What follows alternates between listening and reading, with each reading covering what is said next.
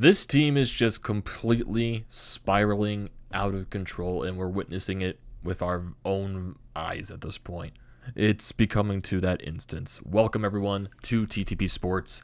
And before we get into another Flyers loss, this time over the New Jersey Devils, the most important thing you can do is hit that subscribe button. I will greatly appreciate that. If you're a new viewer to the channel looking for all your latest Philadelphia sports news, recaps, and events, definitely hit that sub button. It's a great time or a miserable time.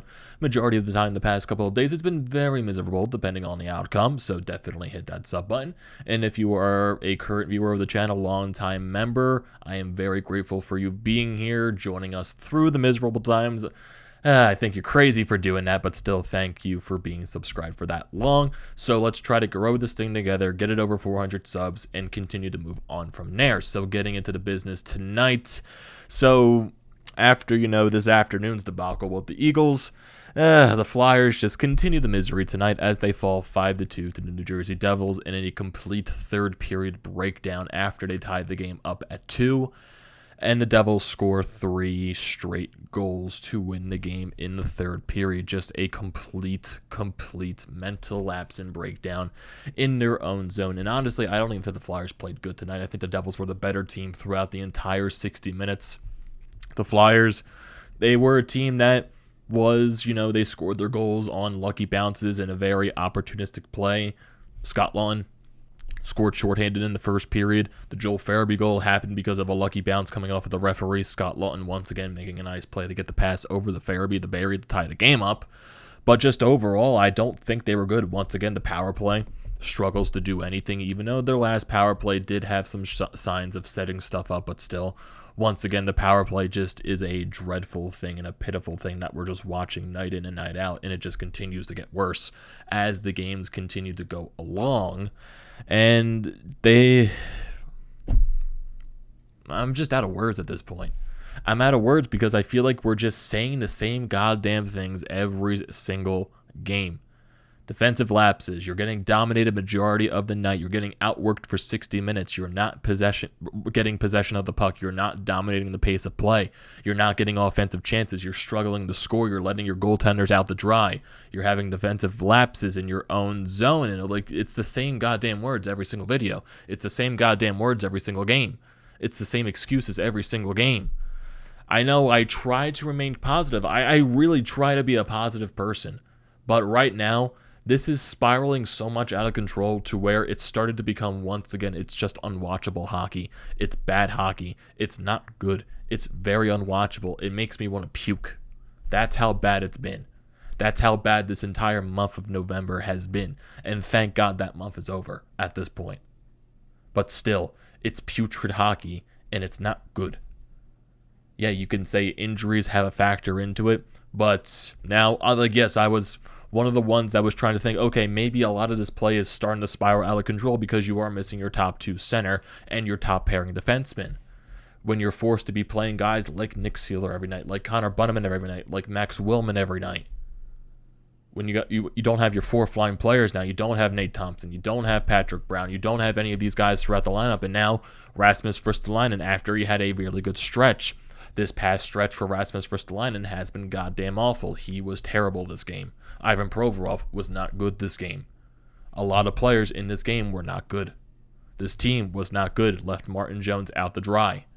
And Martin Jones had some big saves in this game, but once again, the Flyers allow more than 4 goals. And I actually want to look in their past so many games to see their losses so far and the goals that they have allowed each game. So, going back to their last win against Calgary, okay, they allowed 1 goal there. Carter Hart played a good game.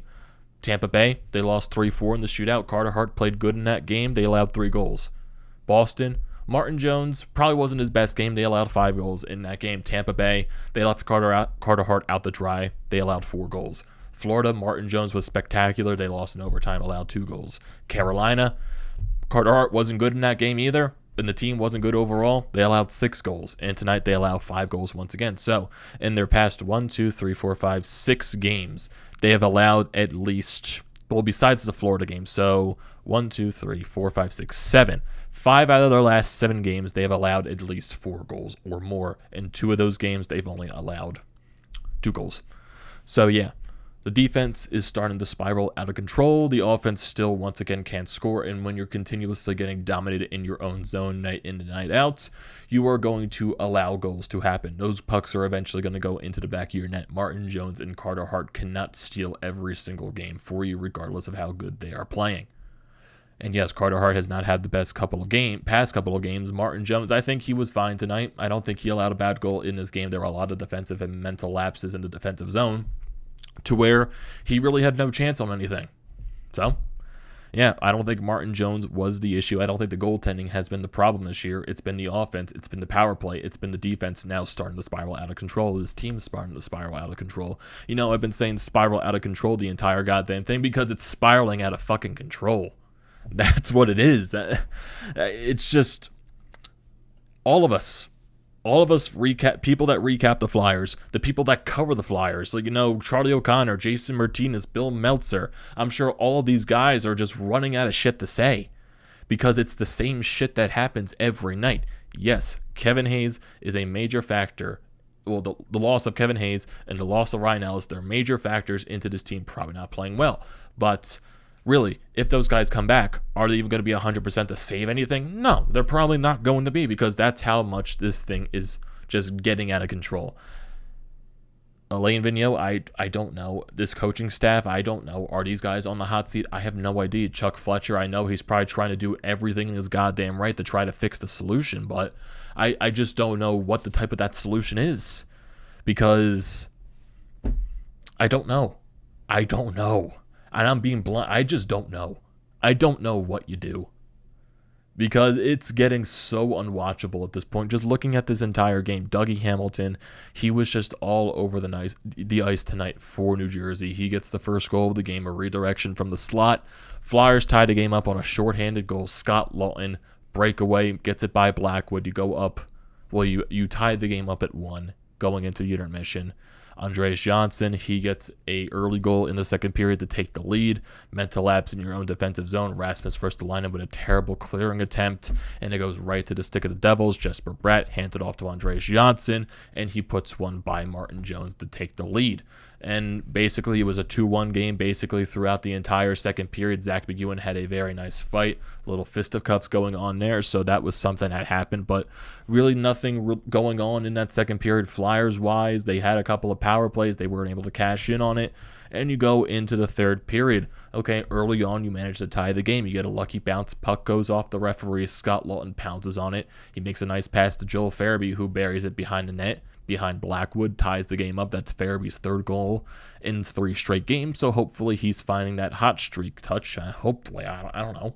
I don't know what's going to happen, but then halfway through the period, just a terrible defensive lapse between Ivan Provorov, Rasmus Ristolainen. They're trying to pass the puck to each other.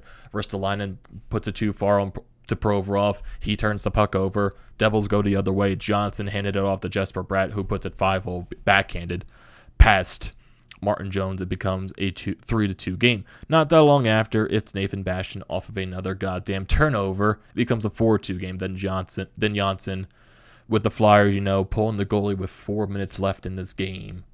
So around the 3 minutes left mark, he puts it into the empty net, clears it all the way down the ice. Just, a bad game. Bad game overall. Just bad. Bad.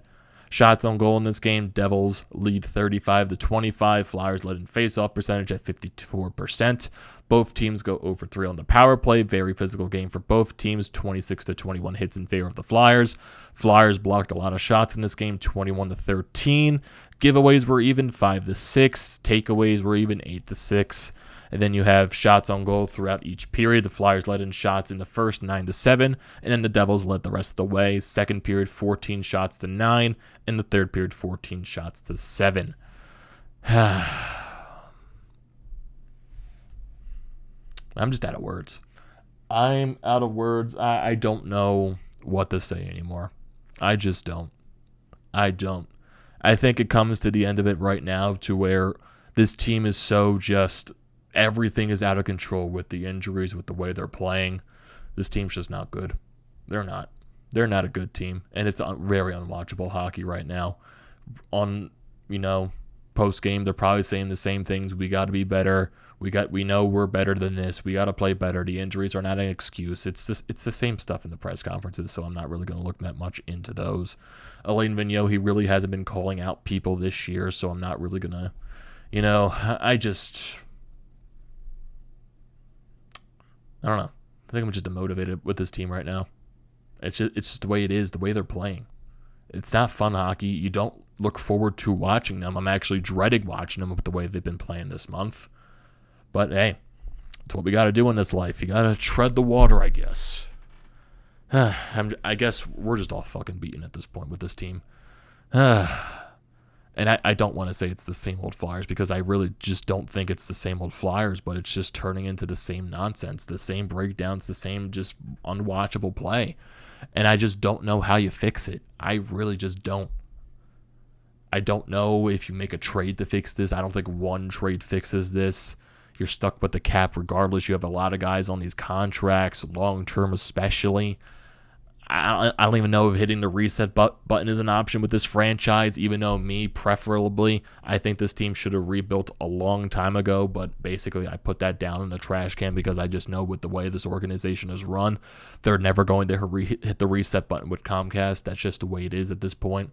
The only way the Flyers eventually rebuild is if they get new ownership, which is probably not going to happen for a while. That's just the way it's going to happen, but I don't know. I don't fucking know. I'm annoyed. We're all annoyed. We're all frustrated with this team, and it's... I don't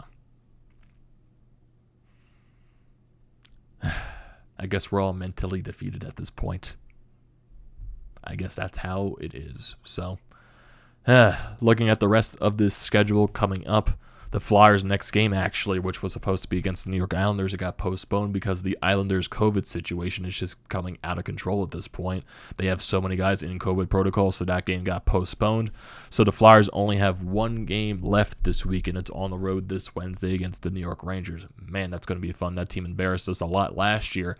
Oh boy, with the way we're playing, I can't wait to get embarrassed again.